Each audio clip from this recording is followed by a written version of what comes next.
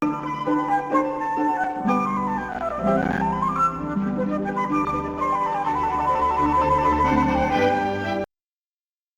Foley's Access to Capital, the Importance of Disclosure, Transparency, and Procedures for Healthcare Borrowers web conference. As a reminder, today's call is being recorded. And now I'd like to introduce your host, Mr. Dave Bannard. Please go ahead, sir. Hello and welcome to the latest installment of our Access to Capital webinar series. I'm Dave Bannard. I'm a partner at Foley and Lardner, and I'll be moderating today's panel. And I'm happy to say I've got a wonderful panel of experts joining me today.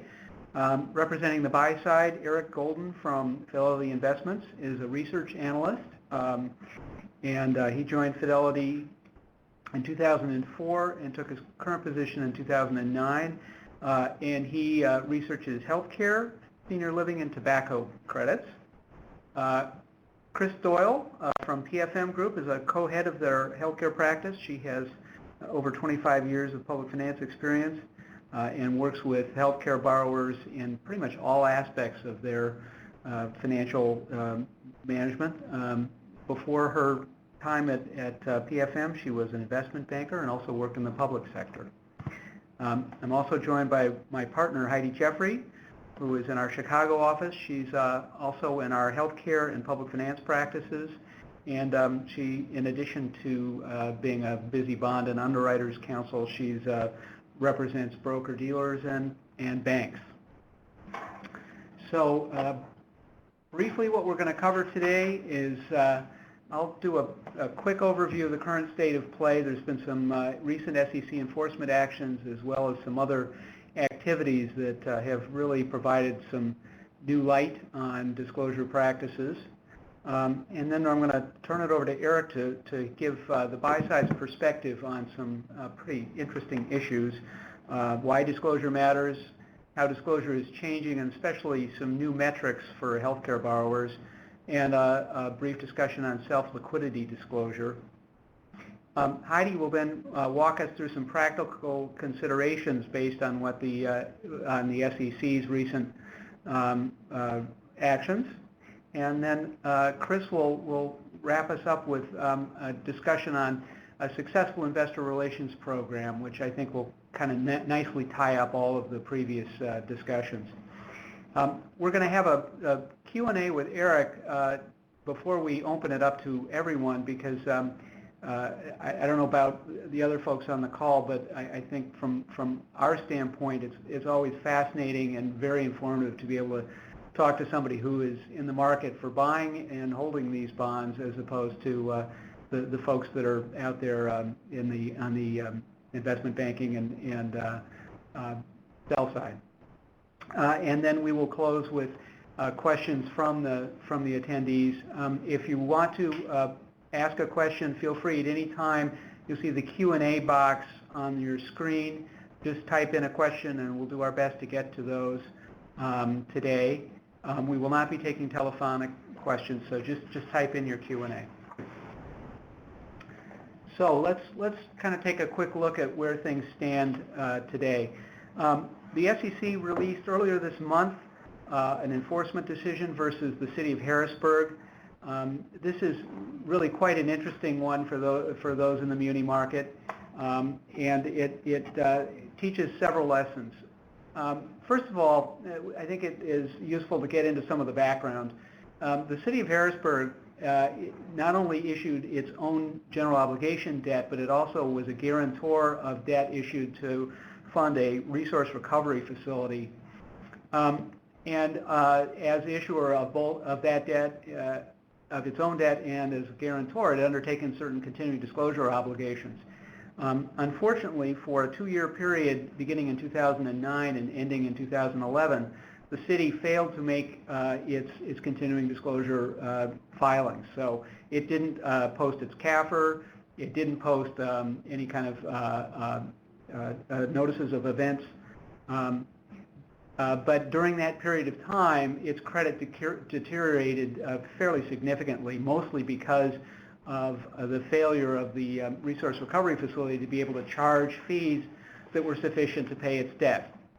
So the guarantee was called on. The city was required to make those payments, And in the process, Moody's downgraded the city's general obligation credit, and there was ultimately the city tried to file for bankruptcy, and is now in a receivership position. The only other publicly available information was on its website, and it included such things as a state of the city address that said that while the resource recovery facility was a problem, it was something that could be worked through.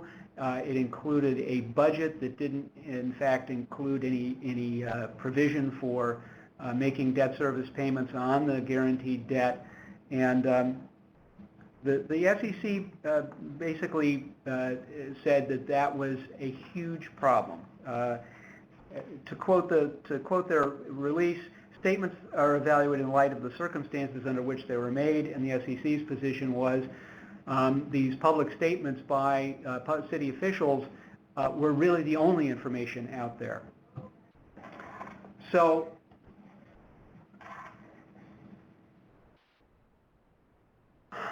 the outcome was that the SEC, while the city of Harrisburg settled without admitting or denying the charges, they entered into a cease and desist order. But the SEC found that Harrisburg had actually acted recklessly, which is a pretty strong standard. I think there are a number of takeaways from this. The first is that when Harrisburg realized what kind of serious trouble they were in 2009, they began to undertake processes to remedy their disclosure problems. They obtained counsel, they adopted written policies and procedures, they designated a city official as being responsible for disclosure, they adopted clear practices for posting information to the internet, and they adopted training practices for their staff. That was, according to the SEC, a very big mitigating factor in terms of the penalties that were assessed. And I think also, as Heidi will discuss, provides a pretty good roadmap for at least some of the best practices that issuers can undertake. But I think it's also important to note that speaking to the market can be construed broadly. This is not the first time the SEC has said that market statements are not just what you post on Emma or what you publish in an official statement, but can include public statements of officials. And in this situation, because there was no other information out there, the SEC's position was that it was reasonable for investors to rely on what was out there and that was misleading or incomplete. And there is dicta in the release that the SEC put out that says that public officials may have liability under the anti-fraud provisions for their public statements. So it's really incredibly important to get good disclosure out there, and for public officials, or in the case of healthcare borrowers, for their senior officials to monitor their public statements and how they go. The second very recent action was the SEC versus the state of Illinois. This was the third of the four most recent SEC actions in the municipal securities arena that focused on public pension disclosure. In the period between 2005 and 2009, the SEC alleged that the state's public disclosure was materially lacking in disclosure because it did not adequately disclose, according to the SEC, the information regarding its pension plan.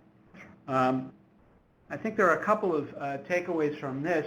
It's similar to the city of Harrisburg. In 2010, after the SEC had gone after the state of New Jersey for its failure to provide good disclosure about public pension plan, the state of Illinois adopted a bunch of mitigating and enhancement measures, including providing significantly enhanced disclosure regarding its public pension, adopting a policy regarding its own disclosure, and specifically public pension disclosure. They engaged disclosure counsel. They designated, it wasn't an individuals, in fact it was a committee of state staffers who were responsible for overseeing disclosure, and they set up recurrent training. And part of that training was enabling the people who were in charge of making disclosure to understand the pension plan. This is, I think, important for any healthcare borrower as well. Any healthcare borrower that has significant pension liabilities, and there are a lot of them out there.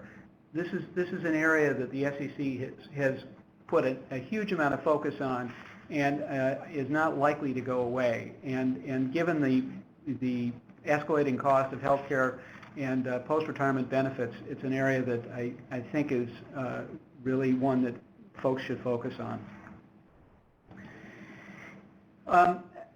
The other thing that's happening out there is that there are rulemakings and voluntary market activities.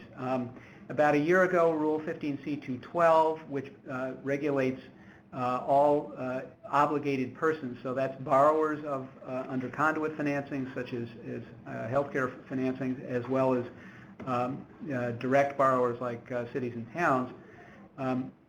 They're regulated through this rule, which requires underwriters to obtain a continuing disclosure undertaking. And the most recent amendments limited the exceptions to the rule. There had been a very broad exception for variable rate securities. That has been almost done away with. And the list of mandatory events that must be reported was broadened, and a time frame put into place so that those events in general must be reported within 10 business days. That's one more example of the SEC paying close attention to the municipal market. Another example is the Dodd-Frank Act, which required the SEC to set up its own municipal office, which is now up and running. These two enforcement actions that I just discussed are further evidence that the SEC is really focused on this. The Municipal Securities Rulemaking Board, the MSRB, has also not been quiet. They are taking a number of actions that affect the municipal market, including issuing a notice in April of 2012 regarding bank loan disclosure. The MSRB called on those municipal borrowers who are privately placing loans or bonds with banks and other financial services providers to make voluntary disclosure about that. And as a result, a joint task force that included a huge number of folks, including NAHIFA and the National Association of Bond Lawyers, American Bankers Association, it's a laundry list of acronyms, came up with a set of recommendations regarding bank loan disclosure, and Chris is going to cover that in her talk. It's become a very large part of the market, and that's one of those hot topics.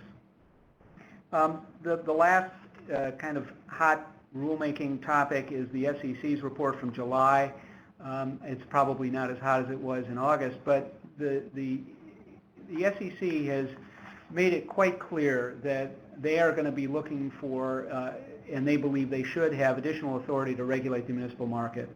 And in their report, they noted quite a few, in fact, legislative changes that they would like to see, which would include authorizing the SEC to require dissemination of official statements and continuing disclosure, and the ability to set rules that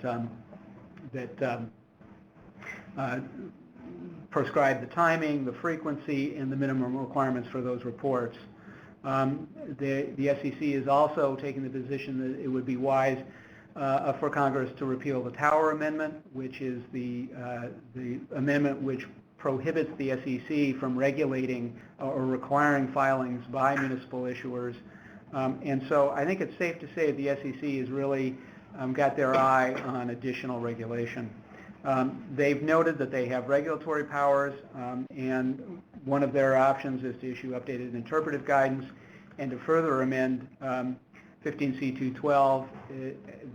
I think the biggest difficulty for the SEC is that, like many government agencies, they really only have the ability to act in reactive mode. So they're they're acting in response to the last crisis as opposed to being able to try to work ahead of things.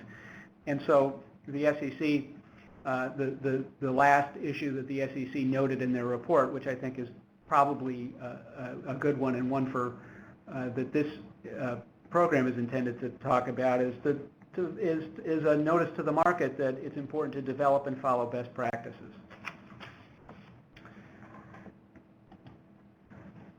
So I do want to take a minute to talk about some recent experience we've had here at Foley. We do a lot of work with healthcare borrowers, and many of them have exceedingly good practices when it comes to continuing disclosure. But I've been surprised at really any issuers have failed to comply with their continuing disclosure obligations.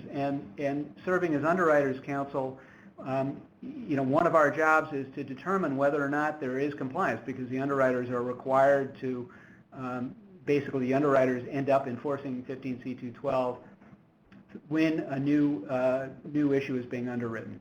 And in this case, we found, not infrequent instances of late filings or failures to file, and that's required that those issuers undertake remedies. And so the policy, generally those remedies are things like Heidi will talk about, adopting policies and procedures relating to good disclosure. A couple other issues that have come up that I thought I'd just kind of touch on is that there has been a spate of mergers and acquisitions in the healthcare space. That makes that is something that affects both continuing disclosure, because one of the new events that has to be disclosed is M&A activity. But also, when you're going to the market for new issuance, it's often difficult to have financial statements and other kind of data that accurately depict the new entity, and so that's led to some very interesting kind of disclosure questions and issues. And we're seeing a lot of different approaches to how we find ways to get this information out to the market. In certain other situations, we've been working on deals where we've tried to coordinate with the public filing of the borrower, which in general is very good practice. It's much easier to have an OS out on the street right after the annual 10K is filed. But in at least one instance, we had a situation where 10K was filed, we issued an official statement, and the SEC followed up right after the OS, the POS was on the street by saying, well, we have some questions and we'd like some further information, which happily was a routine investigation, but it was certainly something that required everybody to take one more good look at the diligence that had been done. The last area is senior living, especially because of the problems that happened during the financial crisis. Senior living issues are getting a huge amount of scrutiny, and so they are being held to an even higher standard, at least in my experience, for continuing disclosure, especially during construction of new facilities. We're seeing requests for monthly updates being posted to Emma. We're seeing requests for regular investor calls. And another issue that comes up with some regularity is the related entity disclosure. We're finding that the way a lot of senior living deals are done, the same developer will set up a different separate corporate entity to undertake the different projects. But oftentimes they have different relationships with their partners, and trying to figure out what is material and what is not can be a challenging and interesting process. So the state of play is that the municipal disclosure for healthcare borrowers is certainly improved from where it was quite a few years ago, but it's not perfect. And there are some borrowers who do not comply with their ongoing disclosure requirements. It's fair to say that SEC scrutiny is only likely to get stronger. And the buy side, and this is going to lead right into Eric, has made it really quite clear that they need timely information. They need some different kinds of information than some borrowers are providing now, and that there is a need for transparency and improved practices. So I'm going to turn it over to Eric to discuss why disclosure is important to buyers of munis, and he's also going to cover a couple of specific issues that are kind of at the forefront. Thank you. My name is Eric Golden. I work for Fidelity. Before I get going on a call with a bunch of lawyers, I need to say that these are my opinions and not Fidelity's. I've been with Fidelity for 9 years. We manage $106 billion in assets across 43 funds. And as a member of the research team, which is 18 individuals, we work essentially for 6 portfolio managers, and they're split between bonds, which are long-term investors, and money markets, which are short-term investors. It's a very different world on either side, so I'm going to start kind of on disclosure in general. I'll keep my comments brief because I want to answer whatever questions there may be, and then I'll move to the self-liquidity. So I think it helps to understand exactly what an analyst at least Fidelity does. When it comes to working on the bond desk, our job is to recommend new investment ideas and surveil the names that are in the portfolio, recommending which ones we should buy and which ones we should sell. Disclosure is the critical piece of information that we use to make those decisions. So without it, there's really no point for us to sit around all day. So if someone's not disclosing anything, there's really a question of how could you invest in that blindly. The primary deals that come is the biggest, freshest data set you're ever going to look at as an analyst. That's where everything's been updated. You've got financials, you've got competitive information, and all that stuff is extremely helpful. But one thing I don't think people understand is when we present to a portfolio manager after we've read through all of it and come to our investment, what we call our investment thesis, one of the questions portfolio managers will ask is, how good of a disclosure client is this borrower? Do they do quarterlies? Do they do quarterlies on time? Is the level of the information sufficient for the risks that you believe we're taking? How do you feel about management? Do you believe if you called management, they'd return your call? And the reason that's important is that it all comes from experience. And there's situations where we make good investments, and those are great, but there are certain times where we make an investment and the fundamentals start to deteriorate. And that doesn't mean it's necessarily a bad investment, but what it does mean is I'm going to need extra information to keep the portfolio managers committed to saying we should stick with this and perhaps we should even buy more. And what you'll find is when things are going good, disclosure is very easy to give out, especially in healthcare. I will say healthcare is one of the best sectors as I talk to my colleagues who cover other areas, but really disclosure matters when stuff starts to go the wrong way. And when stuff starts to go the wrong way, that's when investors get the most panicked and are asking for the most information. And in the absence of it, after doing it for 9 years, the best method as an investor is to assume the worst. Because if the borrower is not calling you back, if they're not disclosing, if they're not updating their numbers, you have to assume they're hiding something. It's the only logical conclusion. It's not always the case, but to think anything else, I believe, would be negligent. So if someone is not talking to you, it will impact how Fidelity approaches an investment. We can go to the next slide. So one thing I want to move to is how disclosure is changing.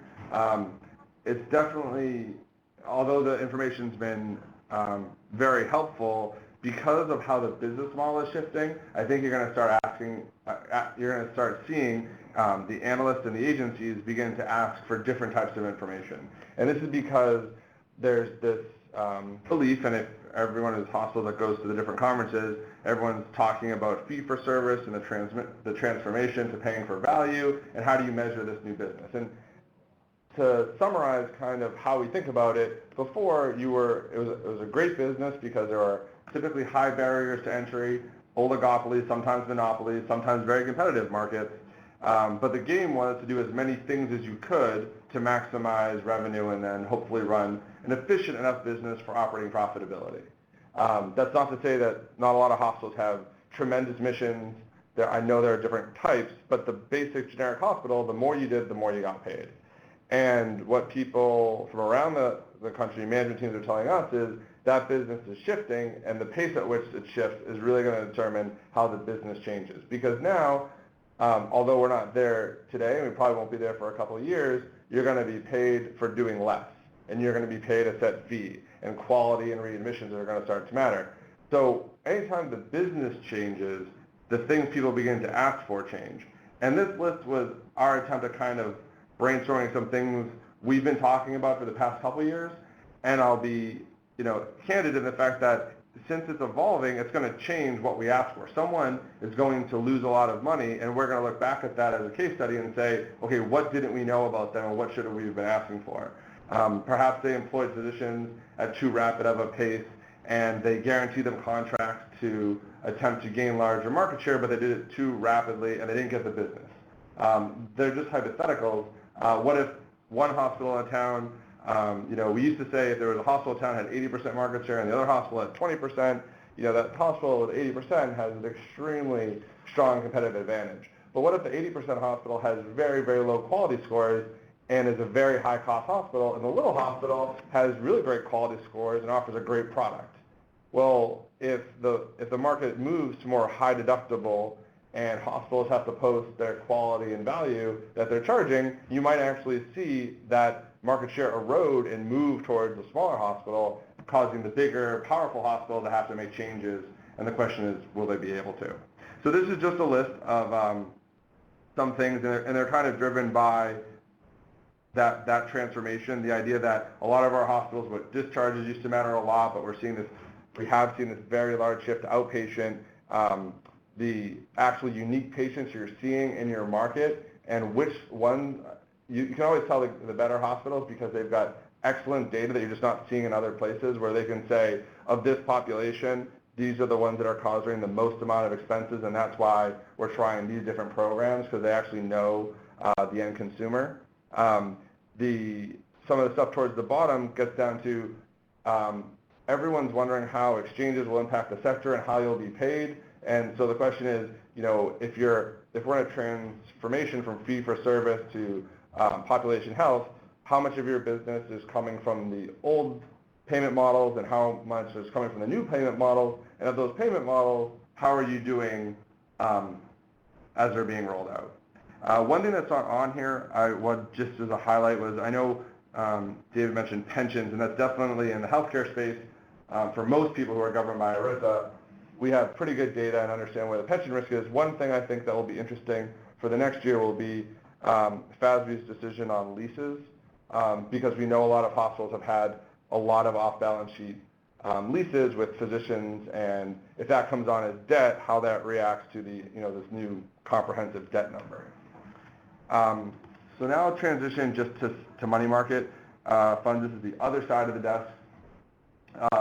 And in this space, Fidelity is the largest in the municipal space by a pretty big margin.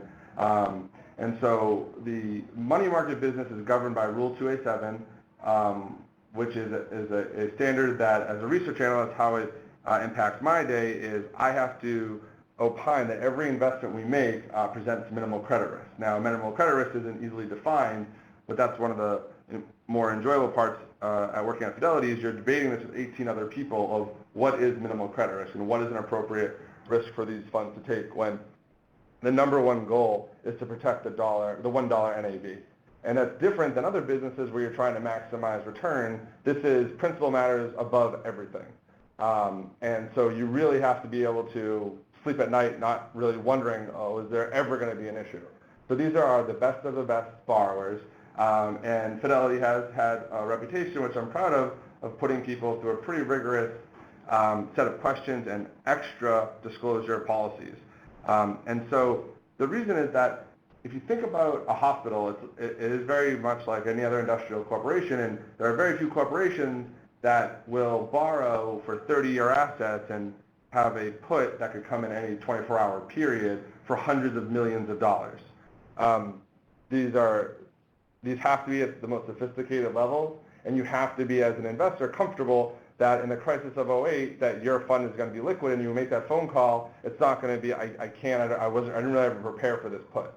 So the things we look at are the structure, the capital structure, and how it's set up. What is your same-day risk on any 5-day period, and then we look outwards of how it could happen. And the analysis we run through is a worst case. And for the issuers that have done it with us, I know there's some on the call that have, they know that it almost can get philosophical at times because we're saying the worst of the worst. What is the mathematical worst thing that could happen? And what is great, and you know you have a good borrower, when they actually up what's the worst that could happen, because they could say, well, we could also have an executive leave, or we could have a huge insurance claim on top of all this other risk coming on the same day.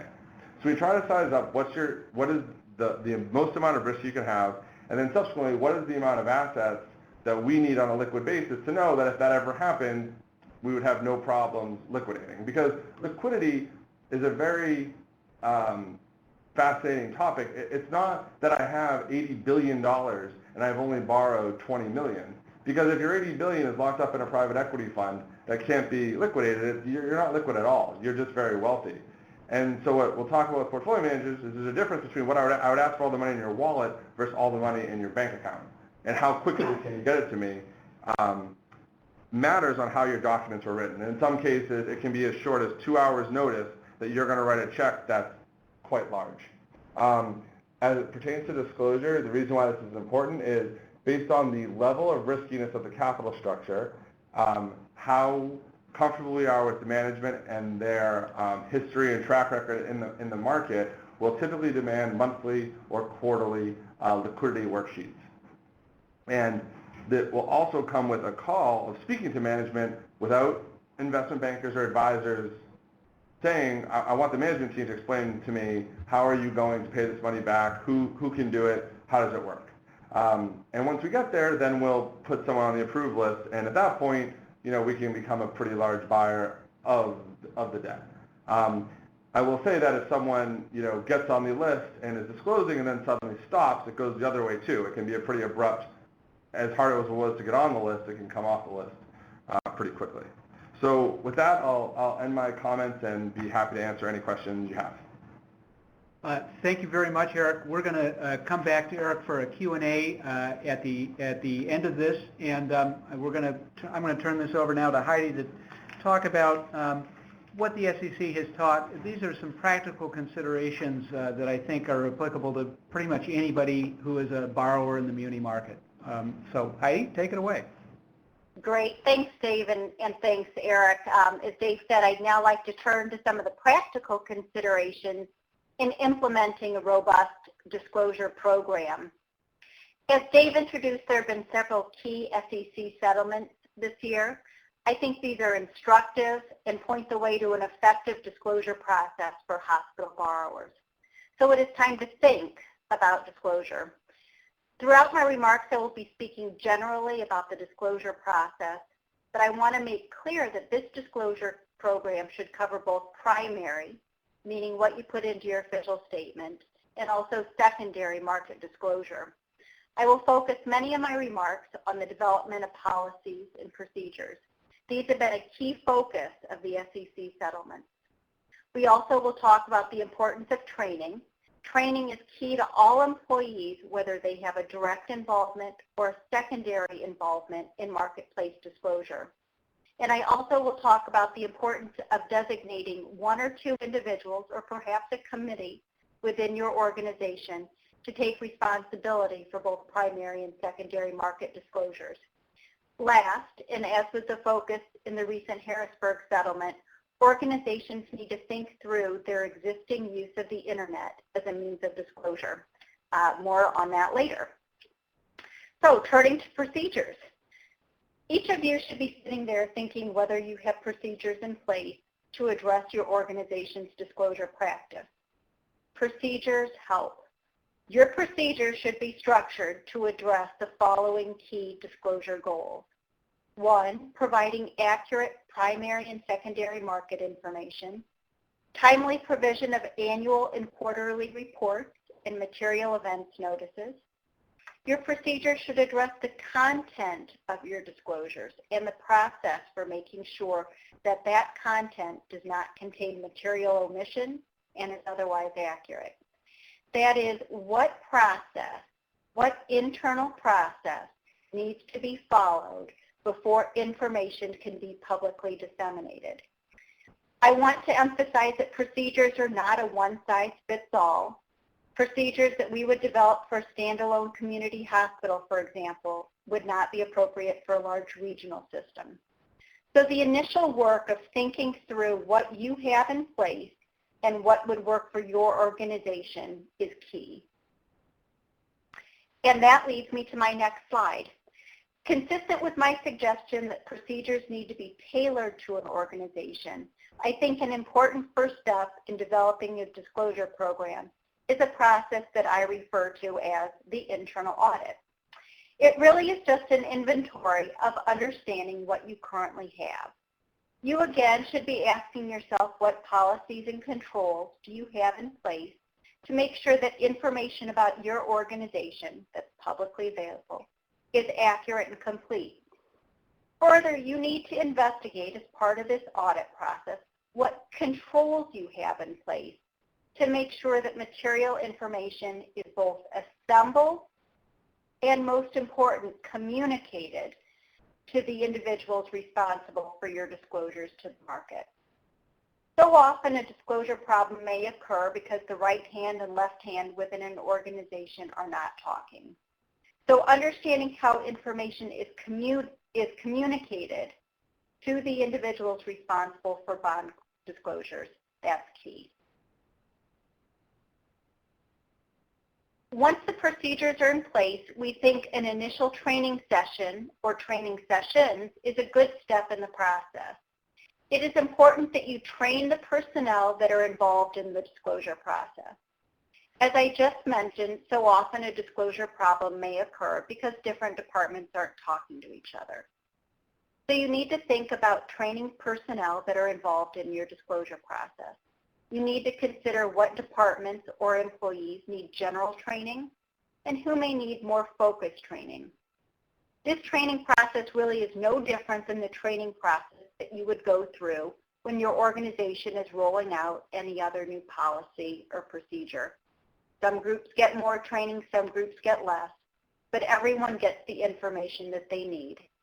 And again, key to this information is giving everyone a general familiarity with the purpose for the disclosure program and a better understanding of when an employee needs to communicate certain individuals to those individuals designated as responsible for disclosure. And here I liken this type of training to, for instance, Revenue Procedure 9713 or management contract training.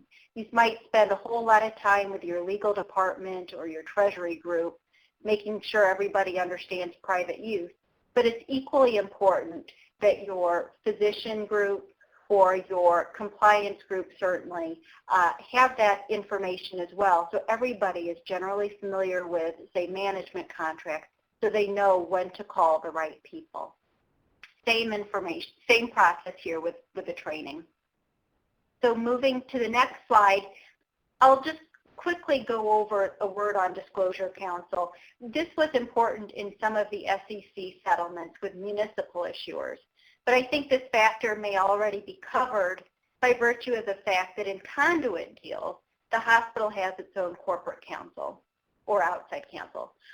But one takeaway as it relates to your counsel is they need to be in a position to have meaningful access to the right people within your organization, and they need to be in a position to help you evaluate information and properly disclose that information in your Appendix A, bondholders' risks, and secondary market disclosure. We already have spoken about the importance of designating one or more people or perhaps a committee within your organization to take responsibility for your primary and secondary market disclosures. When we are talking with organizations, talking with our clients, the likely candidates usually come from within a treasury team or financial reporting team. It also is important to make sure that both your in-house and outside counsel are involved in your disclosures and also are involved in the development of your disclosure program. One other item related to the designation decision is who is authorized to speak on behalf of your organization. Who is authorized to speak to the Fidelities of the world? Who is authorized to speak at financial conferences, at bank and rating meetings, and in investor calls? Your policy should be broad enough to cover the question of who is authorized to speak on behalf of your organization. As we think about how this disclosure program affects doing a deal, it is also important to rethink the deal pattern. As I have noted, perhaps too forcefully in this slide, Don't rely on precedent, challenge it.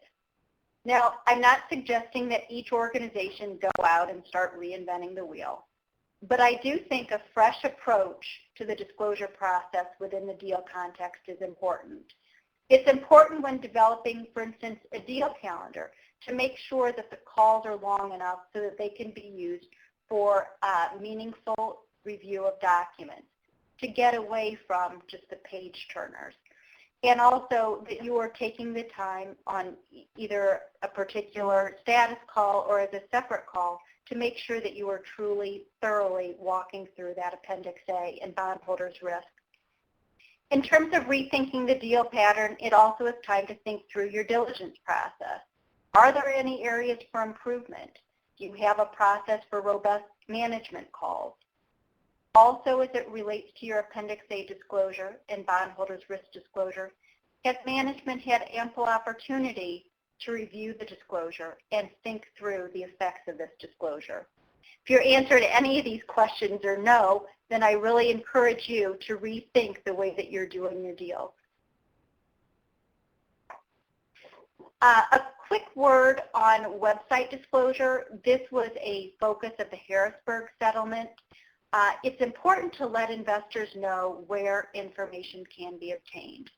And to the extent you post information on your own company website, your procedures should address that and should ensure that appropriate controls are in place so that information is posted timely and, again, consistently.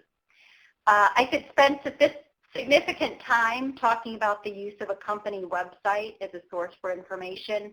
Suffice it to say, having a clear position on website disclosure is important, and how the use of the internet should be clearly identified in your procedures. I want to leave you with the following thought. It is never too late to start developing your disclosure program.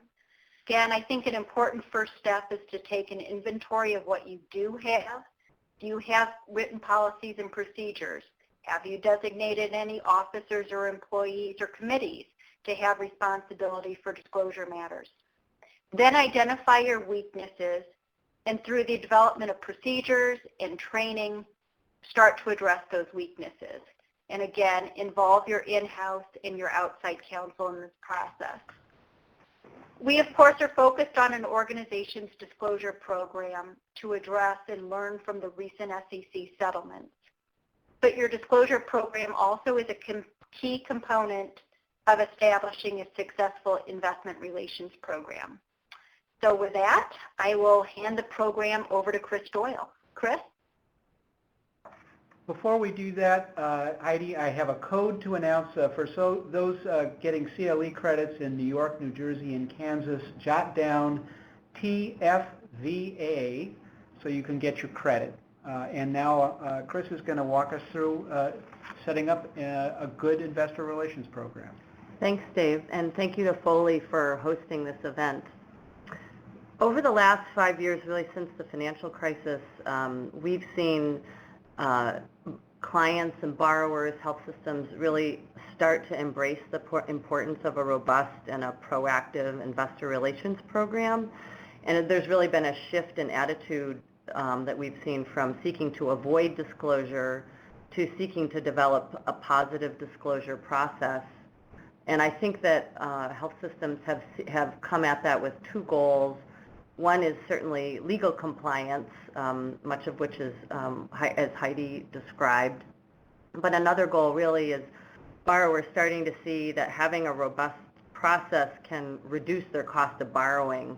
And from that point of view, it's really an investment for them, having a good program and being proactive. And more, I think borrowers are embracing that attitude.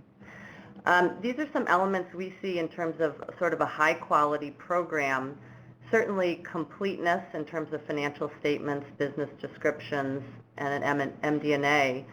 Transparency really goes to the quality of MD&A as opposed to being simply kind of a recitation of what one might view on the financials or on the quarterlies, really describing a bit about what the numbers mean and what's been going on at the organization.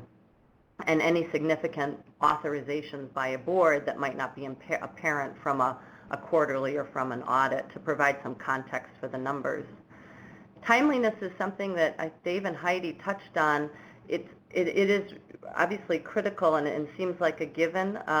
Many folks have older MTIs and older structures that might have very long dates for release for quarterly and for audit, and so typically we try and encourage people to release really in an earlier time frame than that, which is sort of more a current market type time frame, like the 120 days and 45 days, even if their continuing disclosure agreement requires something much, much longer if it's an older document. Also, avoiding late filings seems obvious. Usually it's inadvertent and not meaningful, but it does send the wrong message, and typically we're finding that it needs to be disclosed the next time there's a primary offering that there were late filings, even if they were just simple oversights. So that's quite important as well. Heidi described a lot of things around process and training, and we think that this is very important, but in addition, considering going beyond what's in a CDA, for example, to having an annual investor call, is something that we're encouraging clients to look at and consider, even if it's not required in their CDA, because investors really appreciate it and like to see that as part of a partnership or an investment, if you will. I want to turn the page.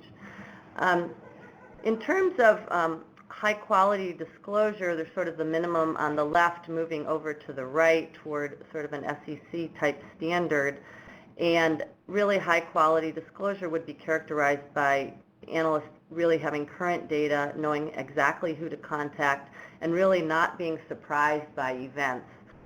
This is a discussion that we often find with investors, is not wanting to be shocked or taken by surprise by something significant.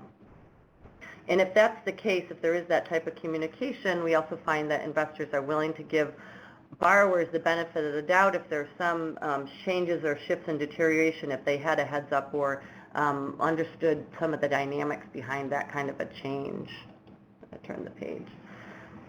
And really the advantages for a program like this, such as we're describing and Heidi was describing from the legal angle, is really consistent and ready access to capital, even in tough markets. And I guess I would underscore the tough markets part, because during the financial crisis, I think that really came through, and even more so now people appreciate that you can't take that market access for granted. And so building the type of open and frequent communication that's reliable with investors really gives you access to markets even when things aren't as robust or as hot as they are perhaps currently, for example. It also tends to mean that investors view themselves as having sort of a long-term relationship or commitment with a borrower, and that means they're willing to perhaps lend in some of those tougher times. And just as importantly, we really see when we look at data with clients around trading spreads that there is the impact of reduced credit spreads for borrowers that have high quality disclosure. And that's really, at the end of the day, what matters and why it's a great investment, aside from legal compliance, that there's really greater demand on a primary offering, more liquidity in the secondary market, and tighter spreads as compared to an entity of a similar credit quality. And really that what comes through it, when we have discussions with investors, is that buyers assume the worst. And I think Eric alluded to that. In the absence of information, he indicated that the only thing he could assume was that something bad was going on. And I think that's what has to be borne in mind. Usually silence doesn't mean something bad, but that is what people have to assume in the absence of anything else. I just wanted to underscore what Eric indicated, some of the metrics that they're starting to take a look at internally, and what we're having dialogues with clients about those as they start to review disclosure for primary offerings, and beginning to have discussions about what kind of shifts need to take place in Appendix A type disclosures to reflect the new and changing reality in healthcare. that if people have flat or declining volumes, formerly that was regarded as bad news, and that's not necessarily the case right now. But in order to really assert that it's not the case, you need to take a look at some new metrics that might reflect some of the many improvements and preparedness that organizations are making in a post-healthcare reform type environment. Finally, I was just going to wrap up with a brief mention around disclosure for private loans. This has become a pretty significant form of funding for borrowers. There's a lot of access to this type of funding right now. Public disclosure is not required for it, and nearly always these type of loans do not have a rating, even if an entity that is getting such a loan is rated themselves. As a result, there are concerns in the public investor community that I think that borrowers need to be aware of, so that they're taking those concerns into account as they balance their investor relations program. And those valid concerns really go toward things like tighter covenants that a private lender might have access to, and whether or not that type of tighter covenant gives a private lender, a faster remedy than a public investor, whether there are triggers for defaults that could have inadvertent consequences or could impact public investors.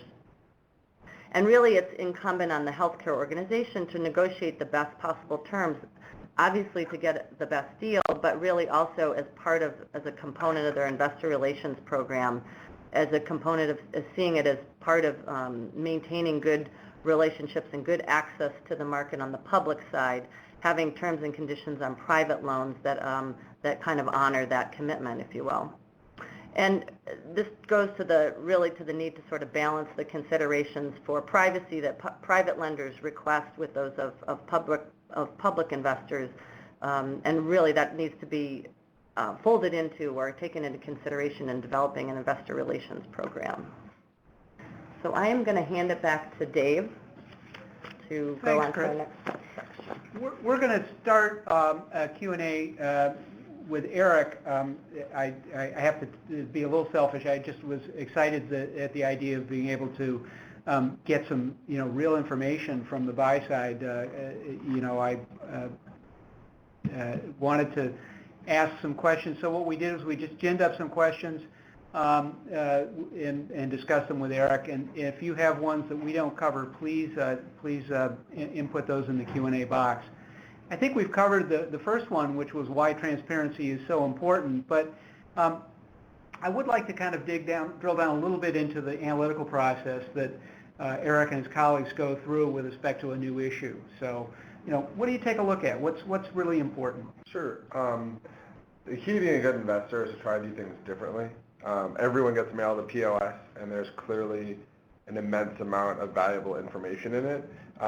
But some of the things I like to do, not all of the things, but some of the things I like to do is I usually get a lot of great information from the local newspaper, comments on local blogs of how people feel about your hospital. Growing up in Boston, it's easy to understand that there are perceptions that don't always mirror reality, but it can be really helpful to get a sense of, if there's a local paper and you constantly have nurses saying how much they despise one hospital, that's a good sense of labor relations that might not be in the OS. The other thing that we get to do at Fidelity, which is very, very helpful, is we have for-profit analysts and insurance analysts that we can use to discuss bigger macro trends, understand different markets. We also have in our own team a team of 9 individuals that just cover local and state governments. So if you're investing in a hospital in a certain state and you're interested in how you think the budget's going to play out and its impact on Medicaid, they can be tremendous resources. So one of the goals and competitive advantages of a buy-side shop is how much new information not presented to everyone easily can you gather? Okay. One of my questions was, do you pay much attention to ratings? And because I know you do generate your own internal models. We do. People have very different views on it. So at Fidelity, the analysts have to rate every security with their own internal rating, and we try to be consistent. There are some proprietary differences to the rating agencies. However, the rating agencies generally do a good job.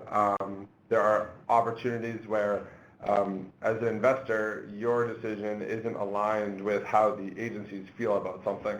So the agencies can have shorter term outlooks. They have to decide, is this credit going to get better or worse? And your decision might be, I'm a long-term investor and my horizon is much longer, so you have this time horizon arbitrage that I think it's going to get worse, but I think that after it bottoms it will get better, and the agencies are going to downgrade, stable, positive outlook, upgrade, and I want to own it through it because the market isn't that liquid and I'm not going to be able to sell it before the downgrade and then buy it when it bottoms. They are helpful, but you might be surprised at how we react to them. Okay. We've touched a little bit on familiarity or lack thereof with the credit and how that impacts your analysis, but I think it's probably helpful for folks to hear both, you know, when you're really familiar with a credit, what's useful and what's helpful about that, and what additional work you may do when you're looking at a brand new credit in the market. Yeah.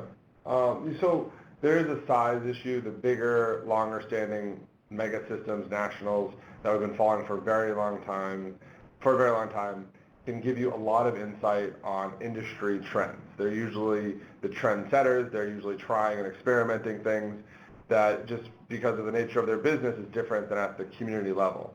And the smaller hospitals in the markets you haven't looked at, those are the ones that do involve a lot more of a ramping up. And it can be very difficult to understand how is the market presented. Because if you look at one thing that's fun is if you have a two-player market and there's these two community hospitals, and if you pull up both of their OSs and look at their market share numbers, they don't add up to 100. And it's because they usually add up to a lot more than 100. And it's because they draw circles that are of different shapes and they say that this is my market and this is my market. And how they define their actual primary service area matters. Further, that's just of the people in that area, but if one hospital is pulling certain service lines that are far more profitable than the other hospital, those are distinct businesses. So one thing that I think matters when you're going into a new market is to really understand the competitors, so you're not just reading one OS. That's why getting an OS out as soon as possible or knowing a deal is coming is helpful, especially when it's a new market, because you don't just need to know that hospital, you need to know all the competitors around them. It brings me something that's not in the Q&A, but there are proposed rules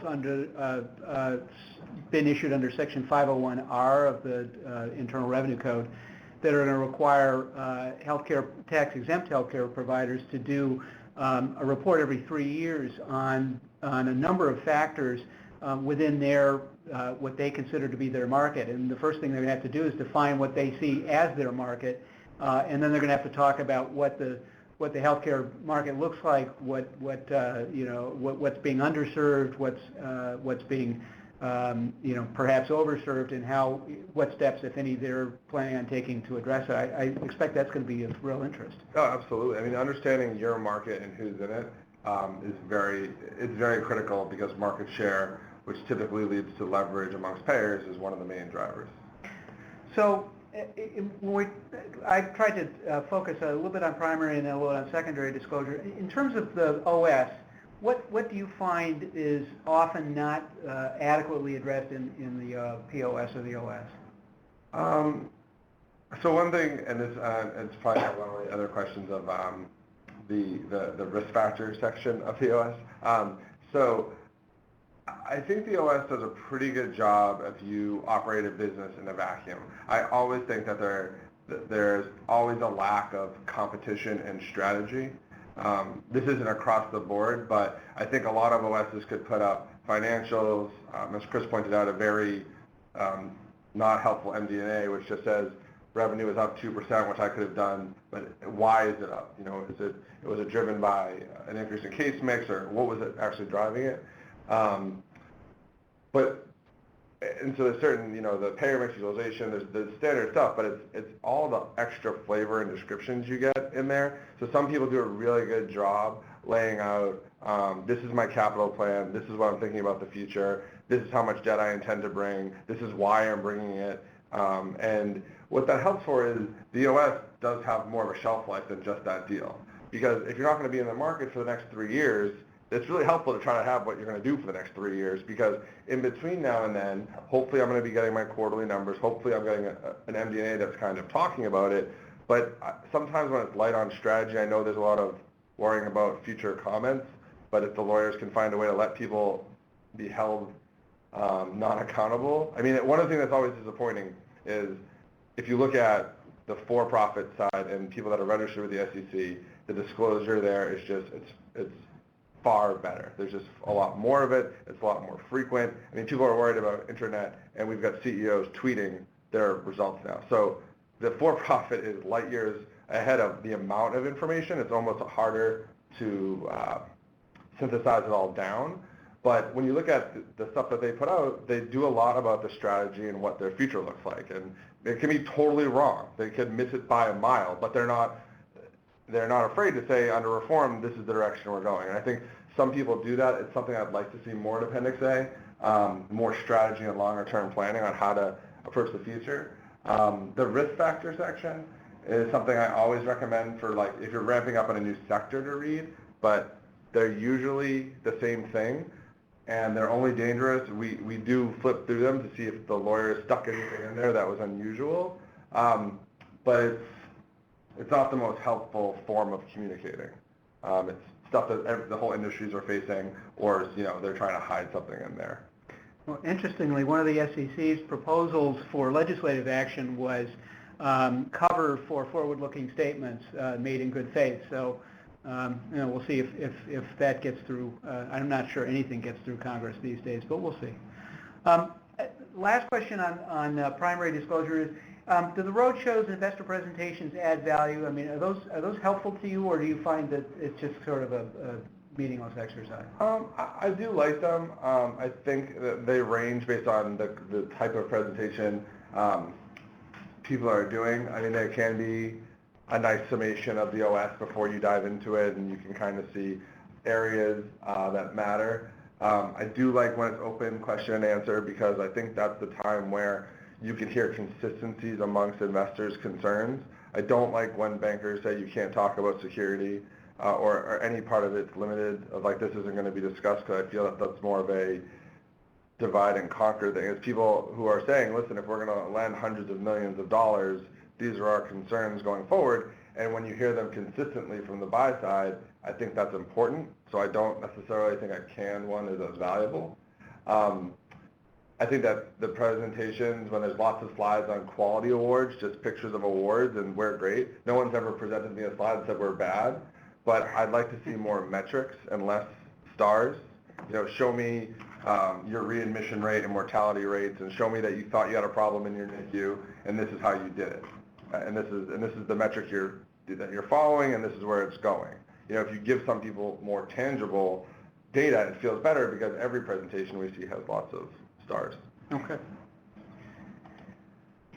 Moving into continuing disclosure, we're seeing that unaudited quarterlies are pretty much standard for the industry. Is that your expectation now? Yeah, I mean, I think it's only going to increase the timing. Like, I do think 45 days is too long. I know that seemed like rapid disclosure before, but I think those timelines are going to tighten. Unaudited results are absolutely fine. A lot of people are uncomfortable with them. The investors who are getting them understand it's unaudited, and that's okay. But getting it out there, one thing we're still on the margins, maybe people don't want to give fourth quarter unaudited, but you need that to get the whole picture. But yeah, it's definitely the norm. And what other kinds of things would you like to see? I was interested to see sort of a limited MD&A with unaudited quarterlies and some recent deals. And one of the things Chris mentioned was an annual investor call. Are those things helpful to you, and are there other things that you'd like to see? I think the more information, the better. I think the real issue with disclosure is it's part of the investment process to review quarterly numbers and decide, is this credit trending positively or negatively? And the more information you have, depending on the level of risk you're taking and the situation that credit's in, is varied. So if you are a AA plus credit that has a tremendous balance sheet, and you put out a very kind of, this is the MD&A on the quarterlies, and then you do your deals every other year and you're kind of presenting your strategy, that might be enough. if you're a lower rated credit that's going through a tough time or even an event, you need to start, the unfortunate part is the counterintuitiveness of it. For some reason, and this is why people assume the worst, is when bad things happen, people do hide. So as an investor, there's been too many experiences for people to get burnt where stuff went quiet and then bad stuff happened. And there is a fear that when stuff goes bad, I'm just not going to talk to anyone and I'm going to hide behind a bunch of different things. But investors aren't necessarily there to correct the mistake. They just want to know what's going on. That gets to Chris's surprise issue. I will say there was an institution in a city that got hit by a major storm, and it did an amazing job of getting a call as quickly as possible to say, this is what happened, putting out a very special disclosure regularly saying, this is where we are, and the bonds did not blow out. Now, if there was another storm that happened a long time ago and nothing happened, and people were just like, it's my hospital standing. And in the middle of a natural disaster, you're not going to call a hospital CFO and say, how are my bonds doing? They've got much more important things to do. And I think most investors are very cognizant of that. It's not the most important thing at that very moment in time. However, if you have a portfolio manager who has tens or 20 or sometimes $100 million invested, they also have a fiduciary responsibility to do the right thing for the shareholders. So in a time of crisis when bad things happen, more is better. And it is a counterintuitive thing, but those bonds in that situation did not move. And I really think it's a testament to the management team that how in front of it they got. There was no panic selling in the market because there was nothing to be panicked about. Everyone knew the size of the problem, the uncertainty, and how to handle it. That's interesting. And you were saying that they were setting up a call. I think one of the things that sometimes the lawyers can get in the way a little bit, there's concern about insider trading. And so, most fairly sophisticated issuers or borrowers will have a contact person.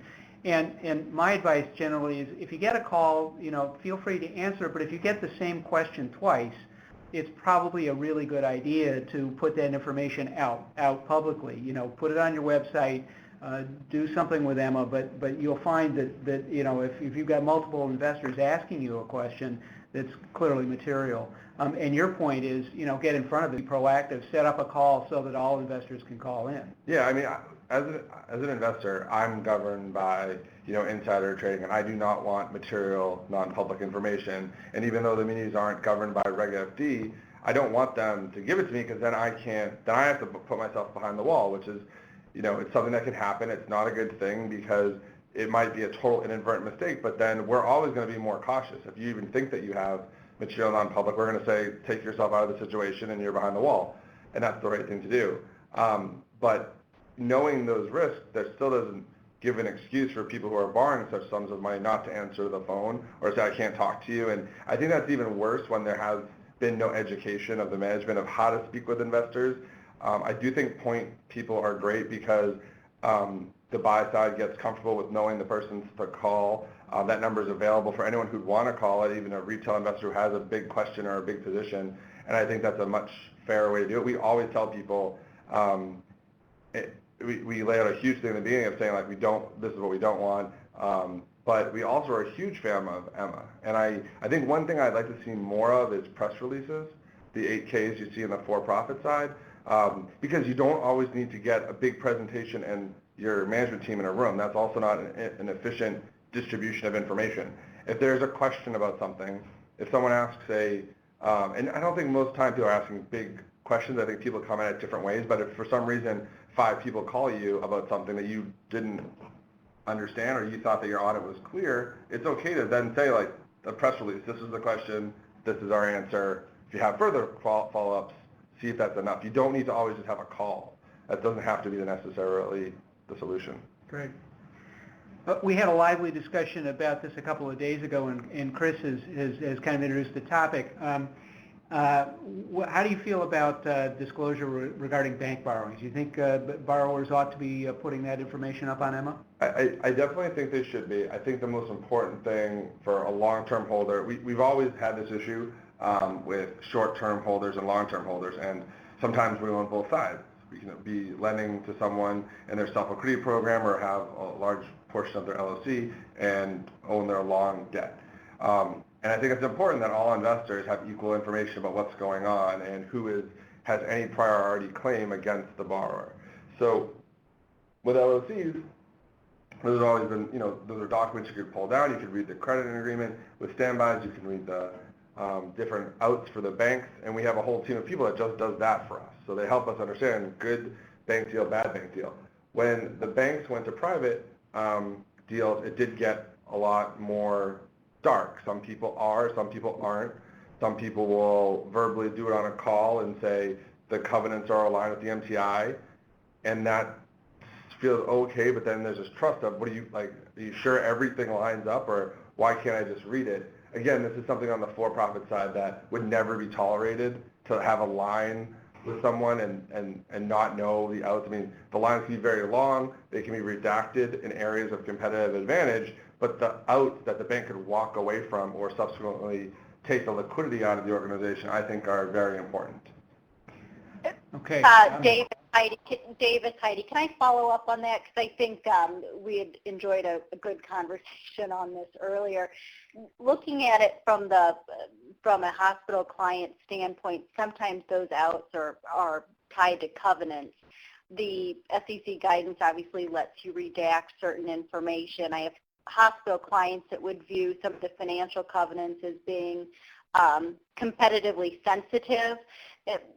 I think I won't put words in your mouth, but I believe that you were opposed to that type of argument or presentation. Can you share specifically what you would think would be allowed to be redacted? Or I guess when you're looking at a document, what you would think would be okay to redact as it relates to financial covenants? I think fees are a competitive advantage. I think covenants are the legal framework with which investors of all different statuses do a credit.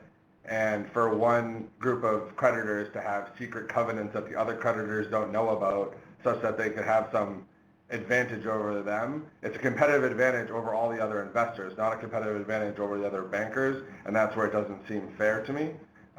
But, the market is a pendulum. And something that I wrote down when Chris was presenting was, there's a lot of access right now, and there is, for a variety of reasons, whether it's Basel or LOCs or how stuff is structured on banks' books, but the pendulum swings, and stuff is remembered, and we write research reports and put this in there, and if there's an institution that is doing that and you're concerned, if for some reason that market ever happens to change or there's a more interesting place to put that capital when they do a fixed rate deal, you're going to have that in the back of your mind over who you're working with. So the banks might have a lot of leverage and they might say it's a competitive advantage today, but if the banks aren't there tomorrow, the mutual funds, the insurance companies, the retail investors are probably still going to be buying munis. So to follow up on that a little bit, I think the task force that came up with recommendations on disclosure did come up with, since it was a consensus draft, there was no specific you should do this, but I think the strongest recommendation was that if at all possible, post the document itself, similar to what's being done with reimbursement agreements for LOCs, post that to Emma, and typically one can set up a side letter with the fees so that that is not disclosed, or you can redact that information. But it does permit. One of the questions is, of course, anytime you file anything, you're speaking to the market, and you have the obligation to be accurate and complete. And the completeness issue, I think, goes to your question about, or your point about covenants. If you're leaving out key covenants, there's some question as to whether or not material information is not being disclosed. It's worth taking a look at that report, I think, if for the folks that have bank debt outstanding. We've talked a lot about your responsibilities following the purchases of securities, so I think I'd like to close these questions anyway with trying to get the feel for you. I think I know where you're going to come out on this, but does the quality of the disclosure and the history of the continuing disclosure of a regular issuer impact the way that you approach this, your decision whether or not to recommend a security for purchase, and how it's priced, and does that affect the way you look at it? Yeah, I mean, to me, the disclosure is the most tangible representation of management. And if you haven't met with management and we don't get to meet with every single hospital we invest and we don't get to meet with them as regularly as we may like, when you're looking at their disclosure package, that might be, what you're used to. And there are some people that you can look to, and if you're a hospital bar, I'd recommend it, is, look to the other people that are big institutions that have, what is considered higher disclosure practices, and see what they're putting out to the market. There are people that do very interesting things that when people look at it, they're like, this is helpful. There's a difference between helpful disclosure and what feels just like a check the box thing. And, sending out a balance sheet and an income statement without a cash flow statement, that's not complete. That's just half of the story.